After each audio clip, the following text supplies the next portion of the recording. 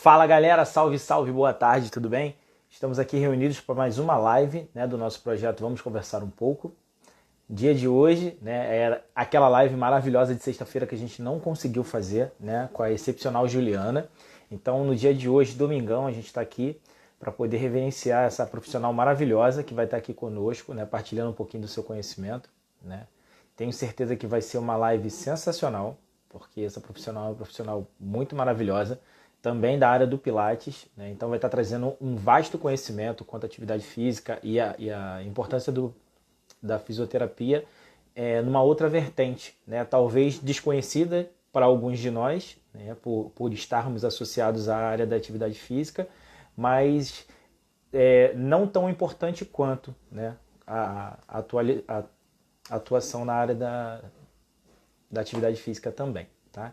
Então, quero agradecer a cada um que está entrando aí. Boa tarde a todos. Vamos iniciar esse projeto. Vamos conversar um pouco com essa profissional maravilhosa, que é a Juliana. Hoje não é mistério para ninguém, uma vez que a gente já remarcou, então já posso falar o nome da nossa convidada maravilhosa. Então, eu vou fazer aqui a chamada para a gente já ir conversando um pouquinho, tá? Aproveitar que tá? Possibilidades ao acaso. Fala, Ju, tudo bom? Boa tarde. Olá, finalmente hoje vai, hoje Pô, vai. hoje deu bom, graças a Deus. Pessoal, se vocês puderem, faz uma mãozinha pra gente quanto ao vídeo e ao áudio, tá? Fala pra gente aí se tá legal, se não tá. E, Ju, de antemão te agradeço, tá? Pela tua disponibilidade, tá? De poder estar aqui na remarcação no domingão à tarde, podendo trazer essa informação maravilhosa pra gente. Tá ótimo, eu que agradeço o convite. Vamos passar bastante informação aí, tirar as dúvidas de todo mundo, esclarecer algumas coisas, para não ficarem perdidas aí, para todo mundo saber de tudo. Show. Então, Ju, eu queria que você se apresentasse um pouquinho para a galera, Tipo, tá entrando muito aluno seu, tá entrando alguns amigos de alunos nossos também, alguns outros alunos. Então, eu queria que você falasse um pouquinho de você para a galera, tá? Para a gente te conhecer um pouquinho. Tá, então, eu sou Juliana, sou fisioterapeuta, sou formada desde 2011, tá? Então já tenho 9 anos aí de carreira e desde o início da formação, na verdade, no finalzinho da faculdade, eu já trabalhava com Pilates, Fiquei como Show. estagiária e depois que eu peguei o CREFITO definitivo, já comecei e fiquei já no Pilates desde então. E junto com isso, um dos maiores sonhos meus era trabalhar dentro de CTI. E aí eu trabalho dentro do CTI do hospital aqui da cidade, hospital regional, tá? Que é o referência que a gente tem na região de traumatortopedia e neuro. E aí eu divido a paixão do Pilates junto com a paixão do CTI. Pô, que legal. Aí a gente começou. Pode falar. Quando você está falando assim, que a gente, daqui da cidade, para quem está pensando que você está aqui na cidade do Rio, capital, não, pessoal. A Juliana não é daqui da capital, tá? A gente conseguiu essa possibilidade de uma profissional maravilhosa que não é da capital, vai estar passando também uma outra realidade, sem ser a capital. Você pode falar pra gente, Ju, de onde você é? É verdade, eu esqueci, desculpa. Sou de Araruama, tá? O interior do Rio, da região dos lagos, próximo de Búzios, Cabo Frio, ali que o pessoal se situa mais, Saquarema. Então a gente trabalha aqui, que aqui é o hospital de referência, O nosso hospital aqui é referência para toda essa região. Então a gente pega desde Macaé até, se eu não me engano, ali um pedacinho ainda de Maricá, Porque os acidentes que acontecem na Serra a gente ainda responde por eles. Mas atende a tudo. Poxa, Ainda pega um Ju, pouquinho de Casemiro. Como é que você despertou a paixão pela fisioterapia? Ou a fisioterapia que te escolheu? Como é que foi esse lance de amor entre vocês? Então, a gente brinca, que quem é fisioterapeuta faz por amor, Porque não é pra ganhar dinheiro, a gente brinca isso quando a gente tá fazendo faculdade, Então, a minha paixão, na verdade, despertou quando eu tava na época do colégio. Eu sempre fui atleta, na época de infância, adolescência toda. E aí acaba que você tem uma ligação ali com o fisioterapeuta, Era uma lesão, uma dor que tinha que alongar, tinha que fazer alguma coisa. Eu falei, caramba, cara, que legal. E aí depois eu fui pesquisando, fui vendo que não era só aquela coisinha assim superficial, que tinha muito mais coisa além disso, que tinha uma área imensa de atuação. Falei, gente, mas é legal, Eles devolvem a qualidade de vida, dá uma longevidade pra galera, poxa, recupera a galera que não tá conseguindo andar, agora anda. Falei, isso é legal, eu gosto disso. E eu sempre gostei dessa coisa assim de estar, de repente, fazendo bem ao próximo, tentando ajudar de alguma forma. Então eu falei, gente, eu acho que é isso que eu tenho que fazer. E assim, na época de escola eu já fazia alguns cursos de massagem, então eu já gostava dessa coisa do toque, né? Que fisioterapeuta é muito questão de toque, né? Apesar de algumas áreas a gente já não ter tanto isso.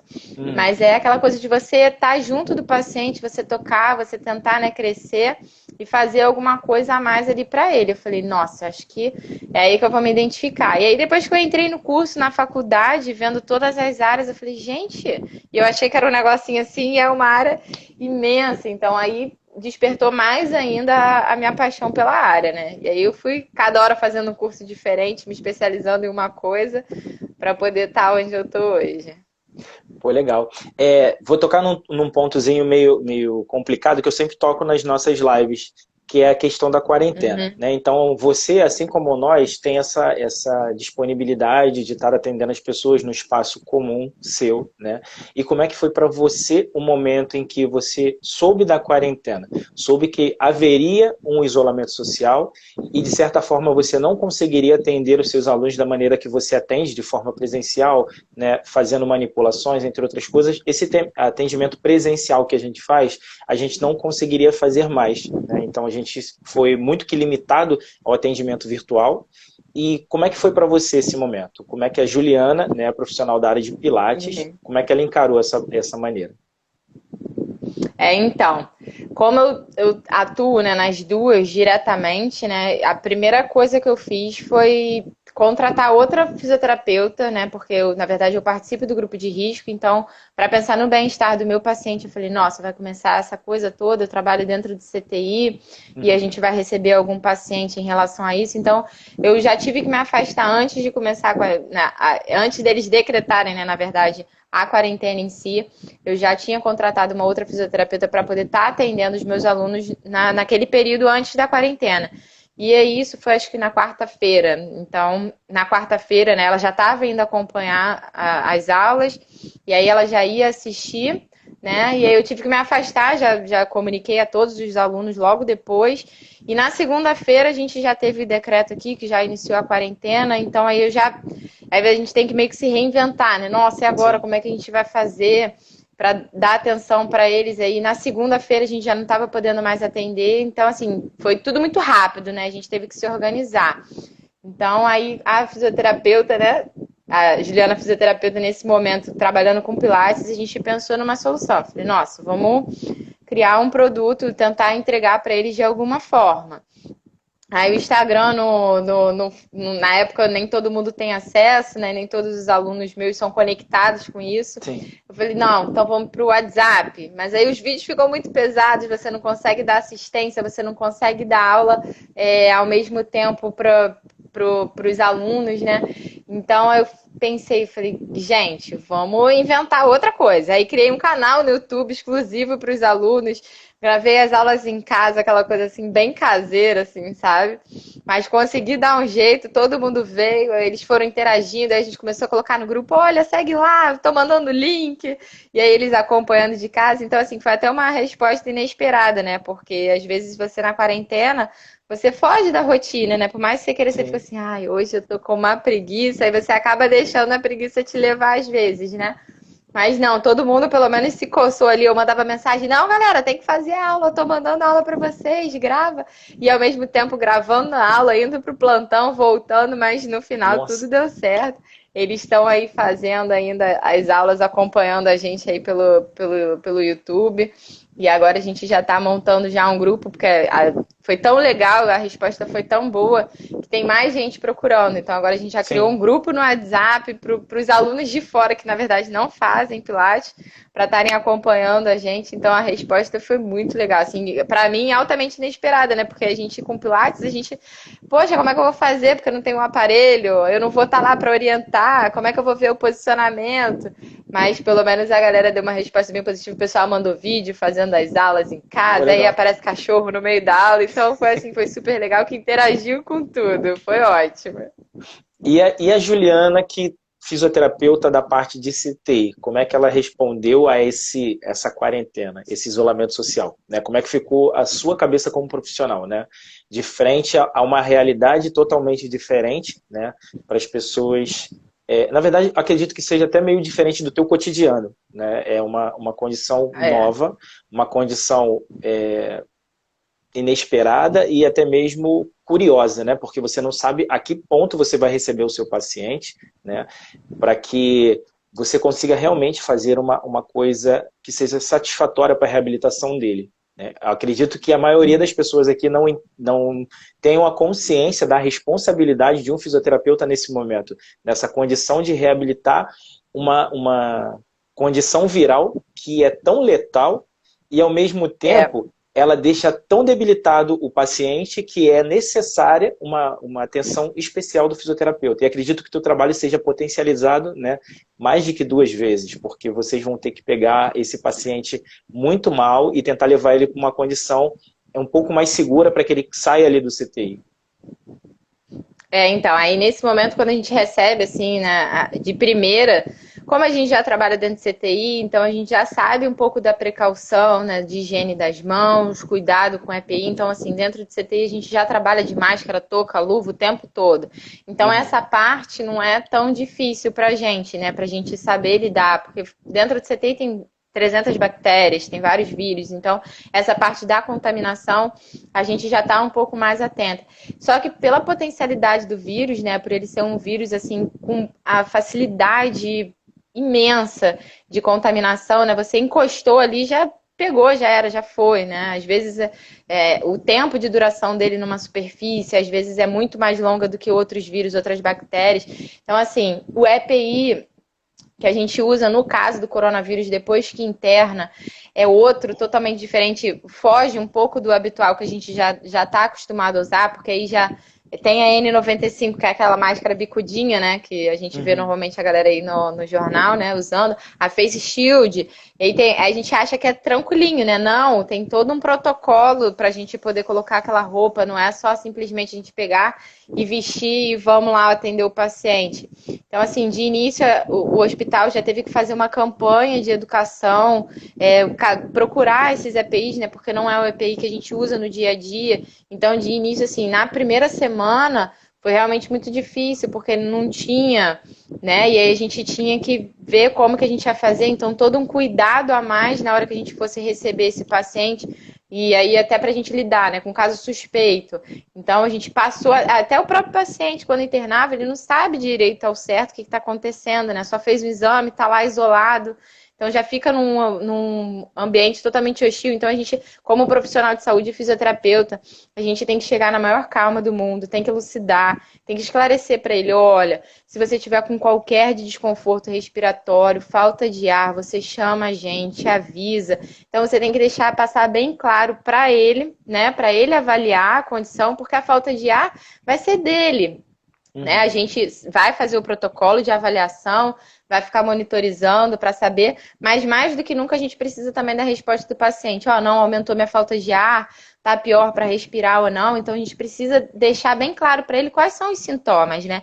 E é muito ruim você virar e falar para o paciente assim, olha, você precisa falar esses sintomas todos que você está sentindo, porque assim, pode agravar de uma hora para outra, tá? E o paciente arregala o olho assim, mas nossa, E, tipo assim, o protocolo nosso é para fazer um atendimento pré, né? Então, assim, antes de agravar mais ainda o quadro, então, às vezes o paciente está assim, que nem a gente está aqui conversando, lúcido, orientado, mas já está com aquela cansadinho, né? Você vê que ele já começa a respirar um pouco mais rápido, um pouco mais curto, né? Foi aquela respiração mais superficial e a gente olha assim, olha lá que a saturação já está caindo, que a cara dele já não está muito boa.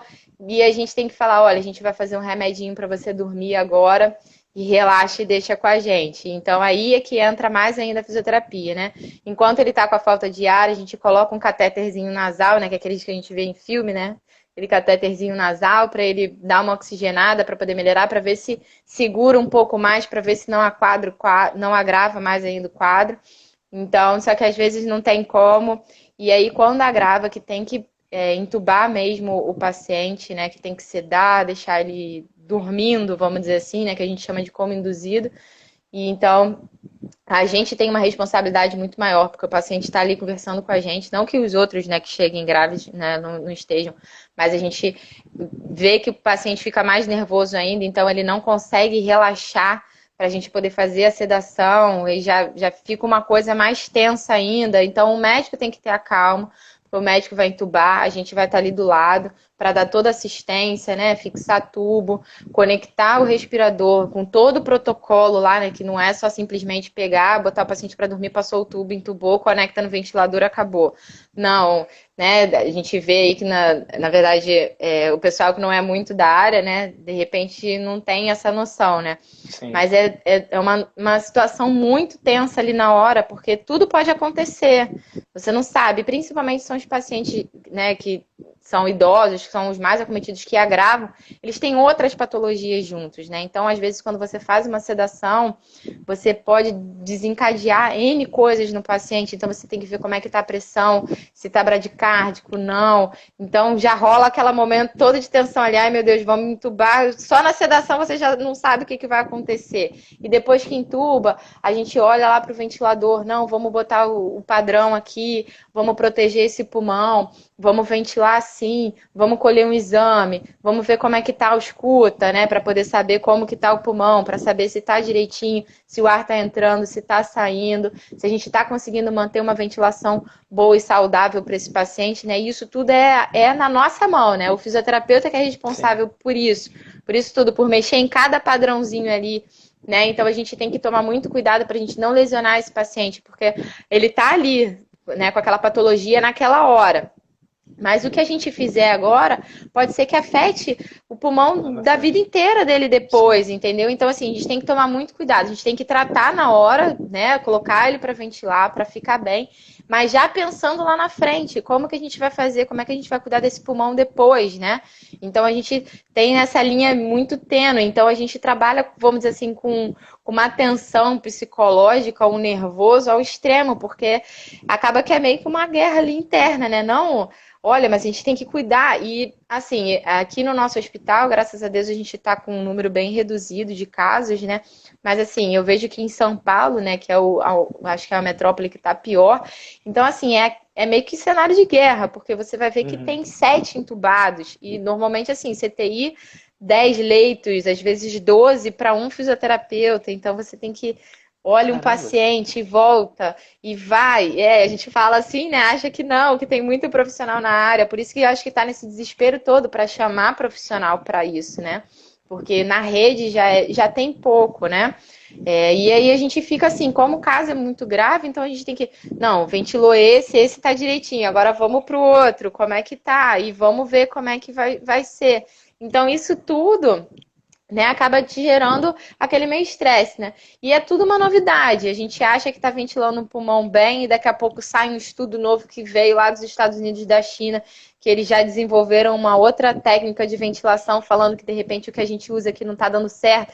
E aí a gente tem que estar atualizando, tá sempre recebendo informação nos grupos. Não, ó, galera, mudou, agora vamos fazer assim, vamos fazer assado. Então, desde quando começou, a gente também está bombardeado de situações e de protocolo novo. Olha, tem que fazer assim, tem que fazer assado, faz isso, faz aquilo. Então, assim, é um momento bem tenso. Então, aí quando você sai ainda daquele ambiente, você vai para casa, você vira e fala assim, ai, caramba, será que eu peguei? Será que eu não peguei? Será que eu tô? Será que eu não tô? E a minha sorte, vamos dizer assim, sorte ou não, né? Eu moro sozinha, então... Mas a minha família inteira é de risco, então, assim, eu não posso ir lá visitar. Quando eu vou, que foram poucas as vezes, assim, todo mundo de longe, eles lá de um lado da varanda, eu do outro.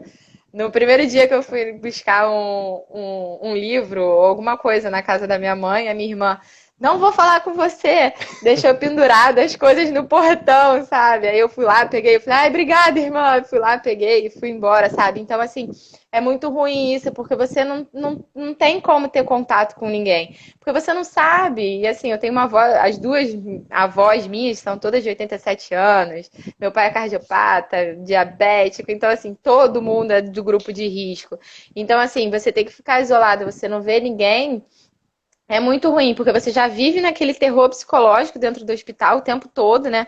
Naquele momento de tensão, você chega em casa assim, ai, vou dar uma relaxada, né? Vou falar com a galera, né? Vou chegar em casa, vou abraçar. Não, não tem isso. Você chega em casa, você se contenta com o seu sofá, com o seu travesseiro, vai dormir, vai descansar, porque você não pode ter contato com ninguém, né?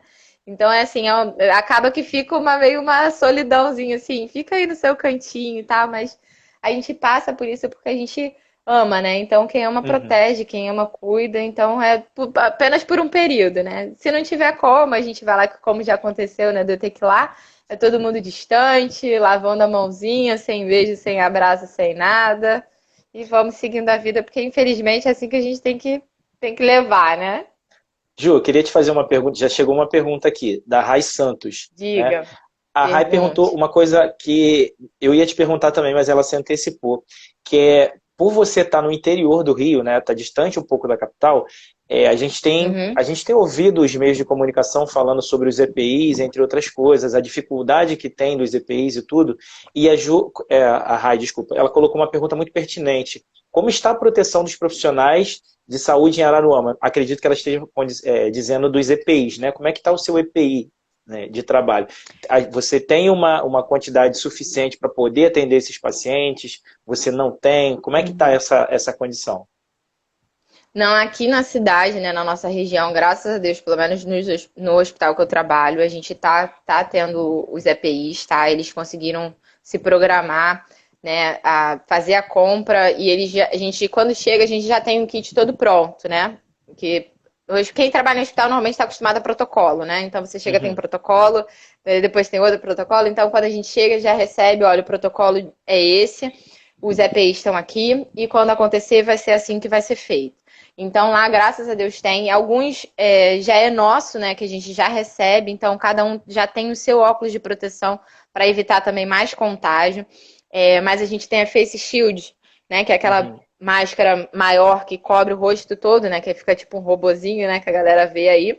E aí a gente já tem. Só que o que que a gente fez? A gente profissional, né? Para evitar ainda mais ainda o contágio. Cada um comprou a sua. Ou tem Uhum. alguns profissionais, né? Tem algumas pessoas que estão fabricando em casa, então cada um já tem a sua também. Então a gente já vai para o plantão, a gente já leva a nossa. Então a gente já leva o nosso óculos de proteção, a nossa face shield, o capote, que tem que ser um capote específico, que é um capote permeável, tá? Não é um capote qualquer.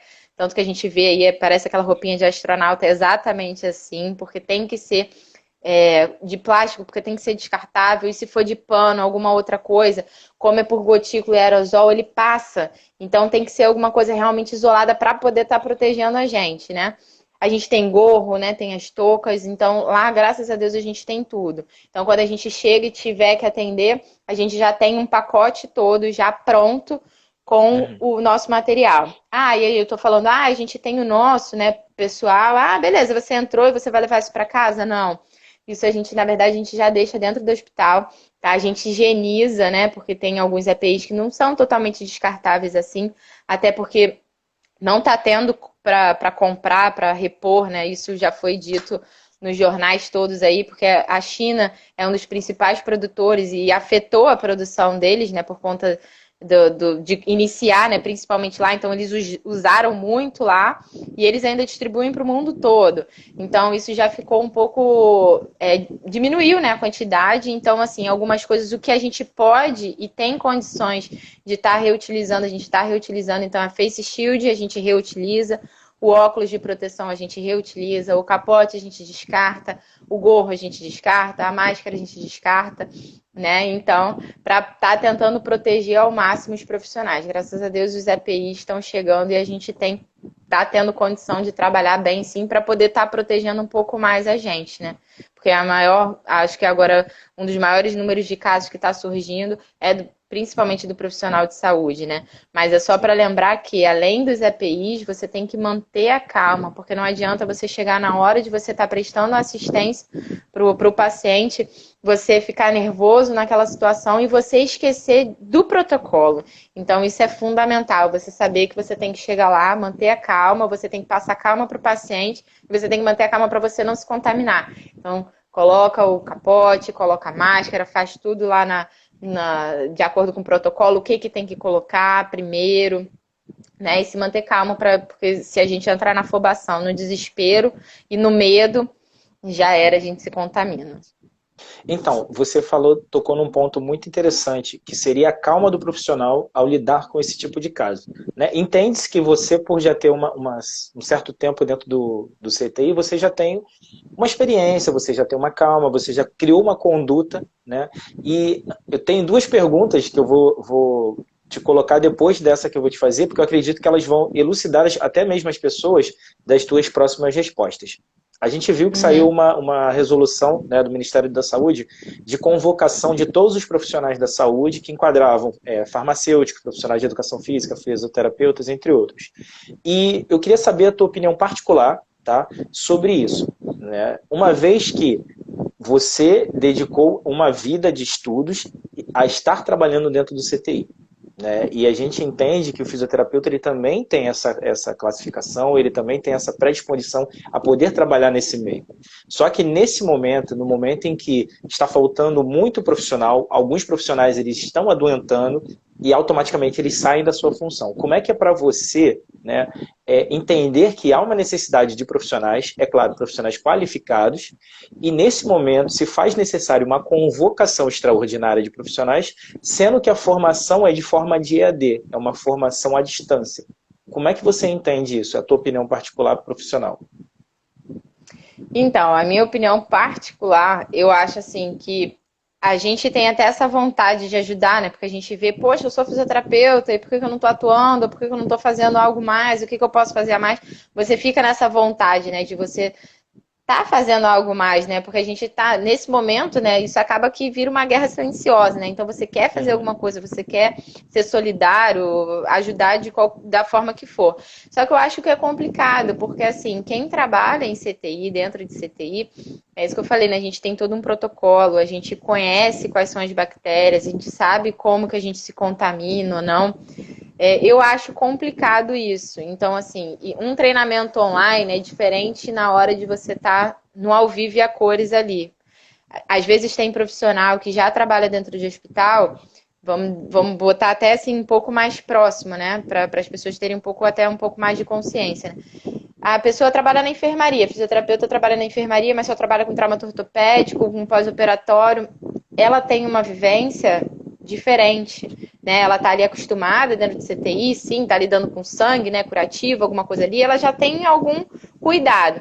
Só que ali não é uma questão de emergência, de urgência, né? E quando você coloca que é alguma coisa que você tem que fazer rápido, porque parece que não, mas assim, você sedou o paciente não respira. Então você não pode ficar, porque a gente já sabe, a grande maioria não é da área de saúde, né? Então, você com 2 minutos, você sem respirar, você já tem lesão neurológica. Então, assim, é um procedimento que você tem que manter a calma e você tem que fazer rápido. Então, assim, é você, o médico, né? Todo mundo ali junto para colaborar para aquilo ali acontecer de uma forma mais rápida e eficiente. E às vezes o profissional que está ali naquele dia a dia de só lidar com traumatologia, reabilitação, e aí quando ele chega numa situação de estresse, se ele não tiver, primeiro, se ele já não tiver um controle emocional grande, ele já não consegue nem entrar no setor. Porque você vê uma pessoa com falta de ar, é desesperador, porque você quer fazer alguma coisa, você vê que a pessoa está ali puxando o ar de qualquer jeito e o ar não entra, e você vira e fala assim, meu Deus, como que eu posso ajudar essa pessoa? E você já fica nervoso por ele. Então você não pode, você já tem que já entrar calmo. Se você já não tiver esse controle emocional de início, já vai ficar difícil. Ah, beleza, eu consigo ter esse controle emocional, Ju, eu vou fazer. Ótimo, beleza. Então vamos ajudar. Só que você tem que manter a calma e você tem que saber. É meio que. Isso é martelado. Você tem que saber que tem que seguir ali, é tudo bonitinho. Os médicos, para pegar acesso, né, eles têm que se escovar. Tem todo um protocolo, acho que o pessoal já está até cansado de saber, que o protocolo de lavagem das mãos está todo mundo sabendo. Conchinha, esfrega o dedão, palma da mão. Então agora assim, punho, né? Agora tá todo mundo sabendo como que é lavagem a mão. Então assim, isso a gente faz o tempo todo. Então imagina uma pessoa que em casa, né? Vamos perguntar aí pra galera. Galera, vocês em casa, aí, vocês conseguiram fazer, toda vez que vocês lavam as mãos, vocês lembram do protocolo que foi dito? várias e várias vezes na televisão, que tem que lavar o dorso, que tem que esfregar na mão, que tem que puxar o dedão, que tem que higienizar o punho. E em casa tem que higienizar a torneira. Alguém faz isso? Alguém conseguiu manter esse protocolo diariamente, toda vez que lava a mão? Então, assim, isso é difícil. Então, é uma constância. Eu acho difícil um profissional que não está acostumado com isso, lidar com isso. Eu sei que tem muita boa vontade, mas eu acho que é mais pela segurança do próprio profissional. Porque se você não tem experiência naquilo e você quer fazer, eu sei que você tem a maior boa vontade do mundo, mas se você não tem a prática, se você não tem a atenção daquilo, o treinamento correto daquilo, não é nem pelo paciente, porque o paciente já está com vírus, ele já está ruim, vamos dizer assim. Mas você não, você pode não estar com vírus. E aí você, numa hora dessa, você não ter o treinamento correto, você não ter a calma de que tem que tirar a luva, lava a mão, tira o capote, lava a mão de novo, para tirar a máscara é a última coisa que a gente tira e tem que tirar por trás, não pode encostar em nenhuma região do rosto. Então, isso tudo você tem que estar muito acostumado para fazer, porque na hora que a gente faz, uma colega fisioterapeuta passou, né, por uma intubação aqui no nosso, e ela falou, Ju, eu dobrei minha atenção, acho que eu fui lentificada, assim, eu fui fazendo tudo com muita calma, justamente para não correr o risco de me contaminar, porque assim, se a gente se contaminar, pô, assim, é uma situação ruim, a gente está correndo risco, tá, mas e aí, beleza, eu posso estar passando para outras pessoas, né? Ou então, poxa, eu vou ser um profissional que eu vou ter que me ausentar, que é o que está acontecendo, né? Que às vezes, às vezes não, né? O profissional que tem contato, né, com paciente confirmado, o que os hospitais estão fazendo, né? Pelo que eu percebi, os hospitais da nossa região estão fazendo o seguinte: a pessoa que teve contato com o vírus, né, com a pessoa confirmada, com um profissional de saúde, como às vezes a gente trabalha em outros hospitais, né? Eles ganham não, né? Eles te dão 7 dias, pelo menos, em casa, para você poder avaliar, né? Porque a questão do exame, imagina, toda vez que você tem o contato, você ficar fazendo exame, não tem como, né? A gente não tem exame disponível para quem realmente está infectado, né? Então, imagina para todo profissional que for ali ter contato com aquele, tem que ficar fazendo, né? Então, para diminuir o contágio entre os profissionais e para os outros, né, pacientes que estão internados dentro do hospital, então a gente tem que tomar esse cuidado. Então, teve contato, 7 dias em casa, você não volta para o hospital para não contaminar mais ninguém. Então, aquela equipe inteira do plantão que estava, acho que é por isso que de repente está tendo muita falha, né? Porque tá confirmando o que eles fazem. Não, para prevenir, porque vai chegar uma hora, e aí, os profissionais não vão ter, como é que vai fazer? Então, 7 dias em casa, depois de 7 dias eles retornam e aí sim volta, né, os plantões. Então, ficou mais puxado para a gente da área, porque é assim, essa colega, né, ela ficou e aí a nossa equipe é fechadinha ali, então ela saiu, então já teve que ver outra pessoa, e aí já começa, olha, preciso de alguém que faça o plantão, como é que a gente vai se organizar? Então já começa a sobrecarga daí, né? Mas é por uma sobrecarga, vamos dizer assim, positiva, que é para prevenir a gente, enquanto profissional, dentro do hospital, e o colega que teve o contato direto, né? Então eu acho legal essa iniciativa, né, das direções de todos os hospitais, para quem tem realmente contato, 7 dias em casa, em quarentena, observando, não é largado, vamos dizer assim, fica 7 dias em casa aí, mas não vamos saber de você, não. Eles mandam mensagem, perguntam se está tendo algum sintoma, se está tendo alguma coisa. Então, a gente, graças a Deus, a gente também está tendo esse auxílio, né? Esse feedback, né?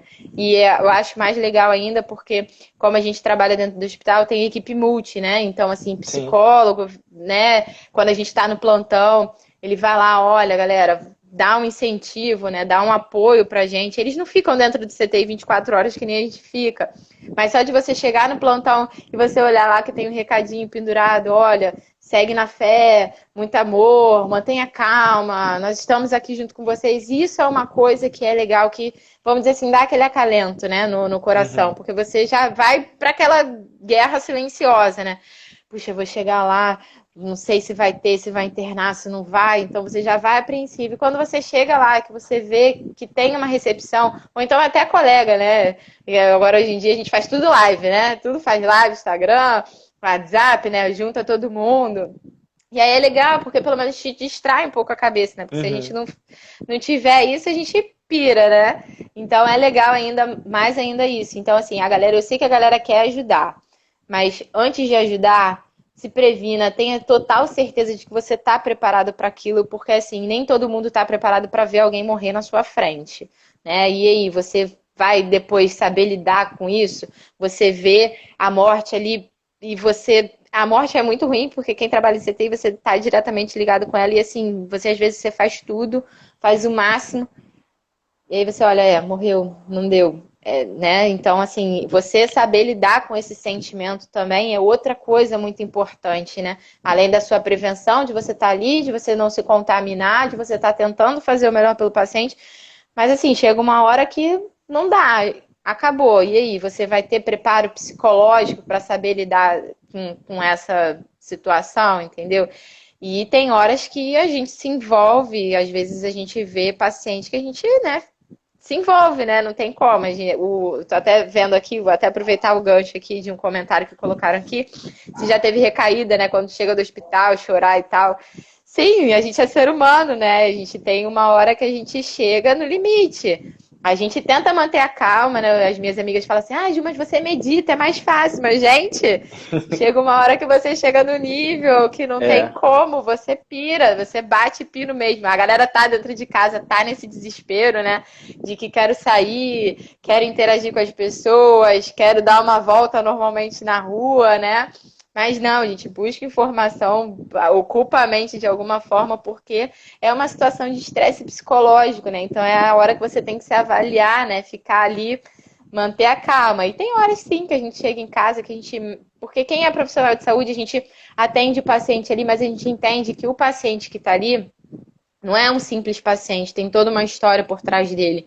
Ele tem um pai, tem uma mãe, tem filho, tem irmão, tem amigo, tem um trabalho, né? Então, não é só um paciente que está ali. O paciente está ali para a gente estar fazendo, mas a gente está cuidando porque fora dele tem toda essa rede de gente atrás dele, né? De repente é um pai de família que se contaminou de alguma forma e está ali internado. E aí, como é que vai fazer? De repente não tem condições de trabalhar, como que essa família vai ficar? Então, a gente está ali trabalhando, tentando dar o nosso melhor para acelerar a reabilitação dele, para ele sair o mais rápido possível, sem dano nenhum, para que ele volte para casa dele com tudo, né?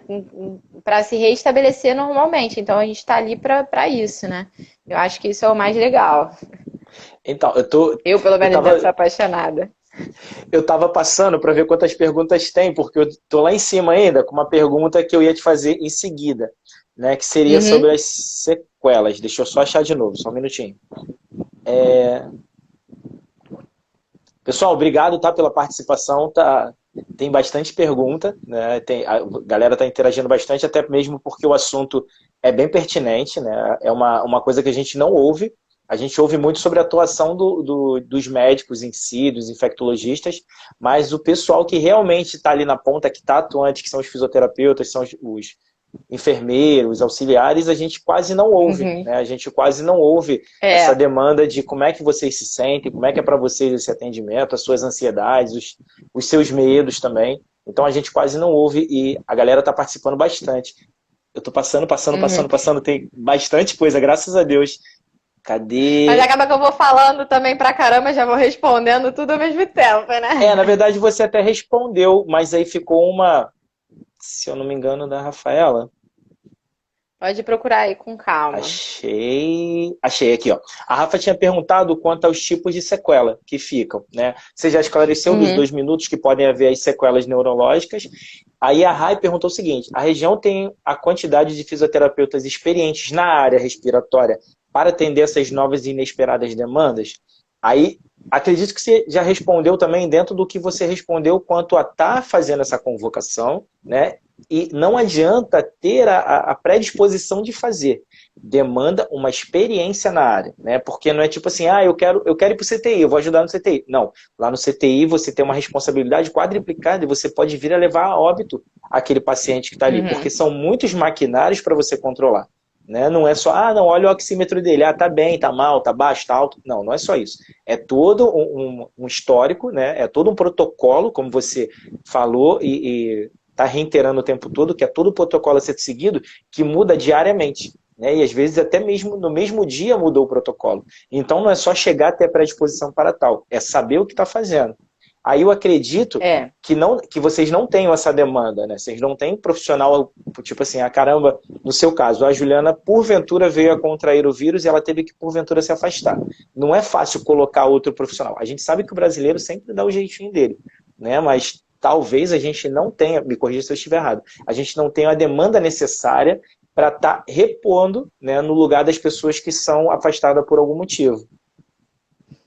Não tem, né? Porque, assim, é uma área muito específica e, assim, trabalhar dentro de CTI por conta de todas essas outras questões que eu falei, né, de ser um ambiente estressante, de ser um ambiente, né, que a gente até chama que é pesado, né, realmente é pesado. Ali as pessoas realmente estão muito graves, elas podem viver como elas podem morrer a qualquer momento, né, então quem trabalha dentro de CTI sabe que você está ali para isso, né, e aí... Na verdade, quando o que a gente está vendo aqui, que o pessoal está tentando fazer para não ter essa falha, né, não deixar furo, que a gente chama, né, o que a gente faz?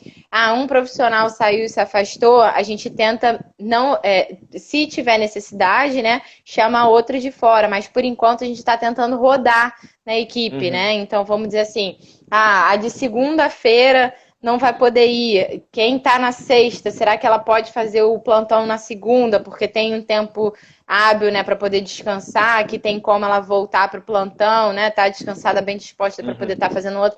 Então, vamos dizer assim, as coordenações estão tentando ir mexendo assim, dessa forma, né? Mas em questão de fisioterapeuta na região para atender dentro de CTI, não tem um quantitativo grande, tá? Até porque é uma área mais fechada, nem todo mundo se interessa. Né? Então não tem muito disso. É a questão do protocolo que muda.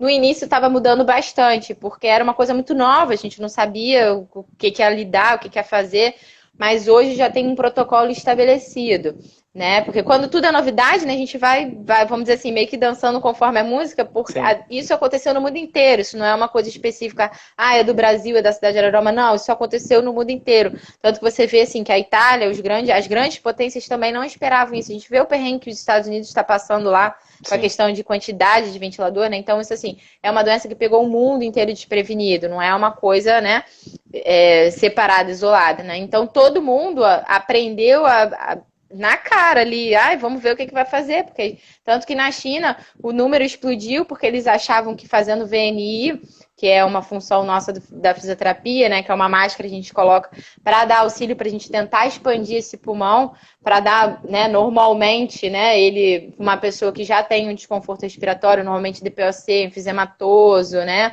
as pessoas que têm asma crônica, bronquite crônica. Então, quando a gente coloca esse aparelho, é um aparelho que tem uma resposta muito positiva. E, na verdade, lá quando eles começaram a usar, foi, assim, terror. Eles viram que quem estava usando estava piorando e estava contaminando mais ainda. Porque é por aerosol. Então, assim, é respiração, é no ar. E aí eles viram que não, vamos mudar. E aí eles mudaram. Então, assim, a gente meio que já pegou já foi melhor pra gente, que a gente já pegou meio que o barco andando, então a gente já sabia que algumas coisas que a China testou que não funcionou, então a gente já meio que colocou no protocolo. Só que mesmo assim, como aqui o vírus se comportou também de outra forma, né? Os infectologistas estão falando isso o tempo todo, que o vírus aqui, ele é de outra forma, não é igual ao de lá, então a gente começou a lidar achando que fosse igual ao de lá, a gente fez algumas coisas que viu que não estava dando certo, não, vamos mudar.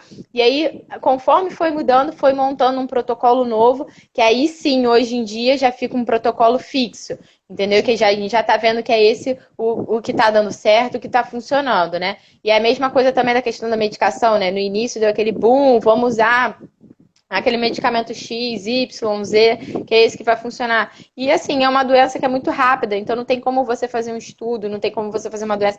É meio que vamos testando para ver no que vai dar, né? Graças a Deus, pelo menos o que a gente está fazendo, pegando, né, dos outros que já sofreram, então a gente, né, eu acho que a ideia da OMS, do Ministério da Saúde, é exatamente isso, né? Tentar formular e manter todos os estados falando a mesma língua. Olha, é assim que a gente vai funcionar, é assim que vai fazer, para tentar diminuir, né? Porque já sabe o que está funcionando. Então, se está funcionando, vamos levar isso à frente. E não, isso não deu certo, então vamos tirar. Eu acho que é legal porque a galera está conseguindo ir filtrando e seguindo a mesma coisa, né? Então é bom até que dá uma equilibrada. E não adianta pensar, porque o hospital particular vai ter mais assistência, o hospital público não vai ter. acabou, não tem isso. O hospital público às vezes tem mais vaga, tem mais leito de CTI do que um hospital particular. É o que acontece aqui na nossa cidade em específico. Eu vou até citar aqui em Araruama, o hospital particular, a quantidade de número de leitos é inferior à quantidade de número de leitos que a gente trabalha no outro hospital. Então, assim, pessoal particular, se precisar, se tiver lotado o particular, não adianta, não tem isso. Você vai para o público e vai manter o mesmo atendimento, porque a questão é, não tem leito, não tem respirador, e é lá que tem, é lá que você vai fazer. Então, por favor, não entre nessas neuroses. Ai, porque ainda tem isso, né? Acho que o vírus ainda veio para isso, né? Para acabar com esse ego todo desse povo, né? Para igualar realmente todo mundo, para ver que, não, o tratamento está sendo igual para todo mundo. Tanto que aqui na região, vou citar o caso de Macaé e Rio das Ostras, que foi uma das primeiras cidades que conseguiu se unir, fazer um protocolo, né, eficaz. O que eles fizeram? Eles unificaram o hospital particular junto com o hospital público, eles montaram um plano de contingência e colocou já para o município inteiro. Então, assim, isso fica muito mais fácil, porque você tem acesso direto, entendeu? Então, você já unifica, você já sabe o que está acontecendo. Até na questão de você estar fazendo os exames para identificar os casos, para você cuidar de quem está em quarentena em casa, né? Então, isso é muito legal. E isso está acontecendo nas outras cidades também, né? Aqui, e eu acho que no Rio também não está sendo diferente. A galera está fazendo muito isso. E a galera tem que tomar consciência de que, sim, se tiver condições, fica em casa, evita.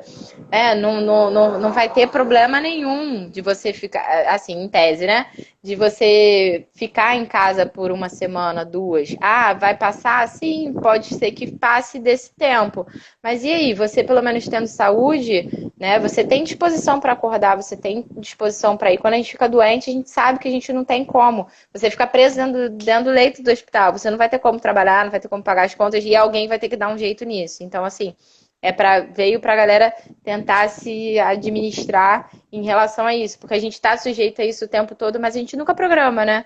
A gente acha que nunca vai acontecer. E aí aconteceu para o mundo inteiro e está todo mundo tendo que se readaptar, né? Então, acho que a galera tem que tomar consciência que cada um tem que fazer a sua parte e pensar no próximo e no todo, né? Não ficar só, eu vou ficar dentro de casa e fulano tá na rua. Ah, fulano tá na rua, então eu posso ir pra rua também. Não. Né? Então tem que ter bastante consciência aí nesse momento. Tipo assim, mas o profissional de saúde está trabalhando normalmente.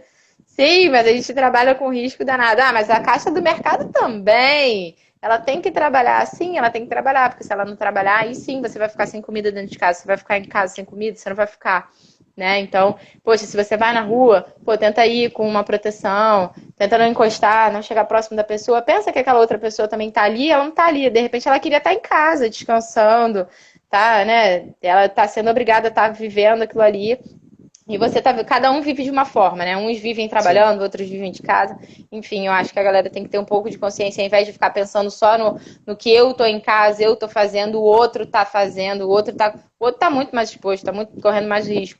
Então, acho que se você tem condições de estar em casa, agradece o Papai do Céu, poxa, obrigada, que eu tenho um trabalho que eu posso estar fazendo de casa, que eu não tô correndo esse risco, tô conseguindo proteger a minha família e tô conseguindo proteger os que eu gosto, né? Então, eu acho que tem que sair do si e pensar no outro, pensar no coletivo. Eu acho que essa é a visão principal.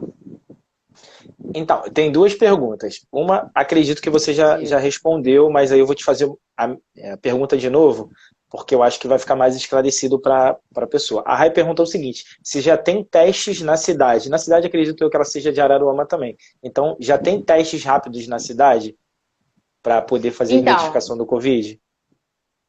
Na cidade, como a gente não trabalha, eu, né, trabalho só direto no CTI, isso normalmente fica aqui na cidade, fica na UPA. E quem está no Rio, né, nos grandes centros, na verdade, esse exame rápido é feito, na verdade, no primeiro atendimento. Qual é esse primeiro atendimento? Emergência de hospital, é UPA. Então, assim, esses testes rápidos, eles vão para essas unidades, porque são elas que estão de frente com o vírus, né? Vamos dizer assim, de cara. Então, elas fazem isso, mas o paciente, vamos dizer assim, que está internado com a gente, que está com suspeita, a gente aqui no hospital, a gente até agora essa semana, como chegou essa semana os testes rápidos no Brasil, né, eles ainda estão distribuindo, eu não sei te dizer ao certo afirmar se aqui na minha unidade hospitalar já tem, mas creio eu que eles já estejam se esquematizando em relação a isso. Uhum. Mas a gente tem um outro exame, que é o exame que a gente chama de SWAB, né? Então, o paciente que já está com suspeita, a gente faz esse exame de SWAB, tá? E aí, só que o problema é o tempo, né? De 7 a 10 dias É. para ficar pronto. Mas esses, pelo menos, eles estão fazendo diariamente, tá? O paciente é suspeito, teve contágio, tá apresentando todos os sintomas. Ele, assim que ele interna, ele já é coletado, tá? Que a gente chama de protocolo de admissão. Já colhe os exames todos para poder ver se tem, né, fazer o rastreio, né, que a gente chama da doença. Então, a gente já faz o rastreio da doença e deixa lá. Então, eu acho que mesmo que não tenha teste rápido, todos os que estão suspeitos, que estão internados, seja em casa, né, fazendo isolamento domiciliar ou dentro do hospital, eles já fizeram esse teste, só que infelizmente tem que aguardar 7 dias. Por isso até a questão dos 7 dias de quando o profissional tem contato direto com a pessoa que foi registrado, né, lá foi confirmado o caso. Então, porque dentro desses 7 dias é o que sai o exame, né? Então, dentro desses 7 dias, se não tiver nada, a pessoa volta, se não, fica isolada e aí sim faz a quarentena dela lá. E se tiver algum outro sintomas, né, a gente vai acompanhando para poder estar dando assistência para ele. Tem mais alguma pergunta aí? Tenho acabou de chegar agora. As outras perguntas você já respondeu durante a sua fala, entendeu? Aí eu tô vendo as perguntas que Tá. você ainda não respondeu. Tem um da I am Bruna. Os hospitais os hospitais estão com áreas isoladas? Acredito que sejam áreas de isolamento. Os hospitais da área têm áreas de isolamento? Então, esses casos, na verdade, todos os casos de Covid, né, na verdade, eles têm que ser isolados por conta do contágio. Então, a gente tem isolamento sim, tá? Não são muitos, tá? Esses hospitais novos que estão fazendo, eles não conseguem ter isolamento individual. Vou até esclarecer um pouco, que a gente está vendo que isso agora está sendo uma crescente. Eu acho que vai ser uma coisa que, de repente, as pessoas vão ficar na dúvida lá na frente, né? Aqui, só para deixar claro, aqui na região a gente tem, sim, o isolamento, tá? Desses que no hospital que eu trabalho a gente tem o isolamento, então esses pacientes eles ficam realmente isolados, não tem contato com outros. Mas esses hospitais de campanha que estão construindo, acho que no Maracanã, lá no Rio, acho que ia construir um em São Gonçalo, eu acho, e tem o da Fiocruz, né? Acho que são os 3 que eles estão montando aí. E tem o grande que eles fizeram também. Tem no Rio Centro, então. E eles fizeram também alguns em São Paulo, né? Mas vamos ficar aqui no estado do Rio, que é melhor. O que eles fazem? Todos os casos que são confirmados, eles ficam, vamos dizer assim, é bem grande a estrutura, né? Eles dividem, tá? Um lado fica realmente quem está confirmado, no outro lado ficam, vamos dizer assim, os casos suspeitos. Tanto que vocês veem quando eles filmam, não tem uma porta, não é tudo fechadinho, né? É isolado, mas não é dividido, mas não é isolado, vamos dizer assim, para ficar mais claro, né? Então é dividido porque o que acontece? Quem tá ali normalmente já tá apresentando algum sintoma, já tá um pouquinho mais dispneico, já tem falta de ar. Então o que eles fazem? Eles colocam todo mundo ali suspeito, né? Ou que já tenha confirmado, para monitorizar. Por quê? Como a doença ela é muito grave, ela pega e acomete o pulmão mesmo, ela sela o pulmão. A gente já viu aí nos exames que passa, né? Fica com mais manchinhas. Aquelas manchinhas ali, na verdade, não deveriam existir, né? O pulmão nosso normal é todo pretinho, todo bonitinho lá, né? Com as tramas, ventilado, todo bonitinho. Mas quando você começa a aparecer aqueles focos, o que acontece com aquilo? Vamos pensar numa árvore, né? Tem várias folhinhas lá, todas. O que acontece? Vai caindo a folha de vários lados. Só que se não tem a folha, a árvore não respira, né? Essa é biologia básica, né? Então, imagina, se você dentro do pulmão, se você não tem aquelas áreas, você não respira bem. Então, você já tem um dano, né? Disso. E isso acontece muito rápido. A gente acha que não, vai ser tranquilo, ele vai ficar uma semana e não vai acontecer nada. Não, por isso que fica lá internado com supervisão, porque pode ser que em 2 horas o paciente piore muito o quadro e evolua para uma intubação, entendeu? Então, eles ficam lá, porque se precisar, já tem toda a estrutura lá, né? Então, ao invés de ficar em casa, eu tô com uma febrinha, vou lá. Aí viu, confirmou que agravou, tá um pouquinho mais dispneico, tá com um esforço respiratório, tá começando a ter uma dificuldade maior, eles não vão liberar o paciente vai ficar internado. Então, nesse momento de internação, ele não tá grave, não tá né, com necessidade de intubação e tal, mas ele vai ficar aqui porque ele já tem uma imagem, já está confirmado o exame e ele pode piorar a qualquer momento. É a mesma coisa. Desculpa, eu não sei se a galera aqui, creio eu, espero, né, que sejam todos saudáveis, né, que não tenham necessidade de uma cirurgia, mas às vezes quem faz uma cirurgia fica internado lá de observação, porque você mexeu naquilo ali, você não sabe como que tá aquela estrutura, como que vai reagir. Então, você fica lá exatamente para isso, para supervisão, para se algo de errado acontecer, você já tá ali, você já tem assistência. Né? Não, quando você tá em casa passando mal, às vezes as pessoas ficam assim, ai, mas eu não vou para o hospital porque eu tô com medo de me internarem e eu não sair. Sim, mas você precisa estar lá, porque a qualquer momento, se você tiver realmente uma falta de ar, se você não estiver próximo do atendimento do hospital que te dê esse auxílio de intubação, essa supervisão maior, cara, você pode morrer dentro de casa. Então, assim, tá com sintoma, tá sentindo as coisas, a gente fala assim, mas tem que meio que assustar também, né? Porque assim, às vezes a pessoa tá em casa, tá fazendo isolamento, mas às vezes tem necessidade de estar internado dentro do hospital. Mas aí a pessoa fica assim com medo. Ah, não, mas eu vou ficar internado lá não tem internet, lá não tem nada, eu vou ficar num quarto de repente 2x2, só olhando pra parede. Sim, mas você tem que estar lá porque você, a qualquer momento, se você estiver realmente grave, você pode piorar a qualquer momento. Teve uma... Não sei se todo mundo viu, teve um vídeo que uma menina gravou, ela no hospital, ela quase não conseguia falar, respirando assim, sabe, super mal, falando, não, eu tô aqui no hospital, porque eu tô me cuidando e tal, mas assim, tinha necessidade dela realmente estar lá, porque imagina, se ela a qualquer momento ela piora, ela já não estava conseguindo falar para gravar um vídeo, imagina ela de repente em casa, porque... A gente fala que tem que ficar quietinho no leito, né? Às vezes o paciente fala assim, ah, mas eu tô super bem.